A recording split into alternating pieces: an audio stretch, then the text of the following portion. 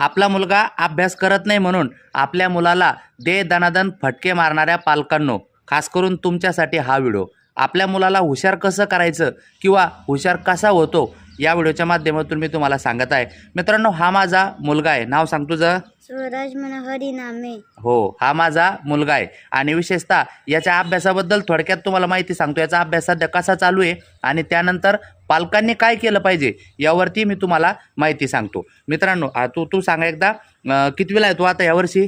इयत्ता तिसरी. इयत्ता तिसरी. बघा, हा इयत्ता तिसरीला आहे आणि विशेषतः याचे पाढे पण खूप पाठांतर आहे. पाढे कुठपर्यंत पाठ केले?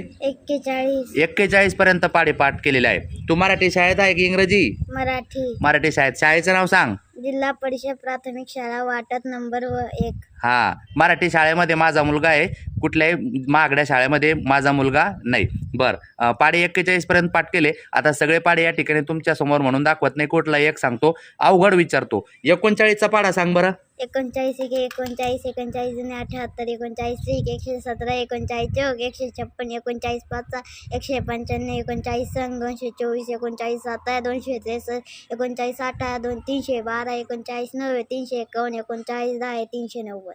बर, प्रामाणिकपणे सांगतो, माझा सुद्धा 39चा पाढा पाठ नाही, याचा पाठ आहे. 41 पर्यंत पाढे पाठ आहे आणि रोज हा एक एक पाढा अजून पुढे करत याचा टार्गेट आहे की लवकरच 50 पर्यंत पाढे सहज पाठांतर करणार आहे. बर, आता दुसरा प्रश्न, याला इंग्रजी सुद्धा खूप छान वाचता येते. इंग्रजीचं पुस्तक काढव आणि एक पॅराग्राफ पटकन वाचून दाखव. कुठला पण वाचव, कुठला वाच? हा, वाच. Can you hop like a rabbit? Can you jump like a frog? Can you fly like a bird? Can you fly run like a dog? Bus, stop. आता एक काम कर, मराठीचं पटकन वाचव. कुठलं पण एक वाचव मराठीचं. हां, एक पटकन वाचव. कुठलं वाच पटकन. बाई नदीबद्दल माहिती सांगत होत्या.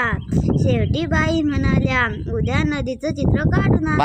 बस. मित्रांनो, याला मराठी वाचता येते, इंग्रजी वाचता येते, खडखड वाचतो. रोज इंग्रजीचे 5 शब्दार्थ रोज पाठ करतो.